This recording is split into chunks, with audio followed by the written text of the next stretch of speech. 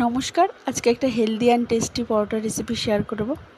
পেঁয়াজ কুচি, লঙ্কা কুচি, গ্রেট করা বিটরুট নিয়েছি আর পনির নিয়ে নিয়েছি। সেদ্ধ আলুকে ভালো করে ফোকটার সাহায্যে ম্যাশ করে নিচ্ছি। একটু ফোড়ন দিয়ে নিলে খুব ভালো হয়। শুকনো লঙ্কা ফোড়নে দিয়ে তার মধ্যে কুচো করা পেঁয়াজগুলো দিয়ে দিচ্ছি। পরোটার স্টাফিংয়ে ফোড়ন দিলে খুব সুন্দর একটা ফ্লেভার আসে। তো পেঁয়াজগুলো গোল্ডেন ফ্রাই হওয়ার পরে ওটাতে আমি বিটরুটগুলো দিয়ে দিচ্ছি। তারপরে একটু সামান্য নুন দিয়ে দিচ্ছি।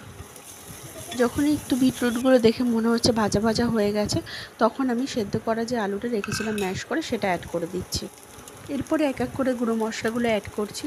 প্রথমে একটু হলুদ গুঁড়ো, তারপরে ধনের গুঁড়ো, তারপরে জিরের গুঁড়ো, ভালো করে তারপরে আরেকটু সটে করে নিই।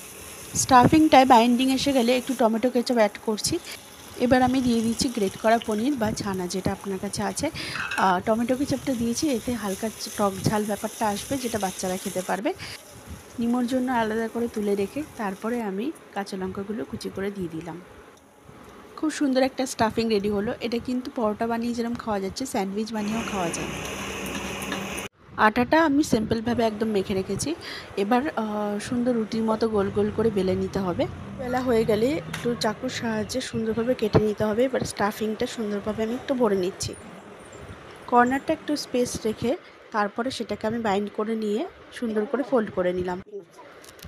যাদের স্টাফিং পরোটা বানাতে একটু অসুবিধা হয়, এভাবে পুর ভরে বানিয়ে দেখবেন, কোনো অসুবিধা হবে না। না পুর বেরিয়ে যাওয়ার ঝামেলা আছে, না কোনো এক্সেস টাইম লাগলো, খুব ইজিলি হয়ে গেল।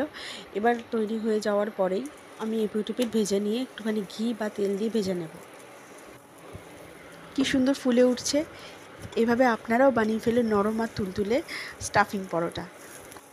কমেন্ট করুন টক দই না আচার কোনটা যাবে এর সাথে।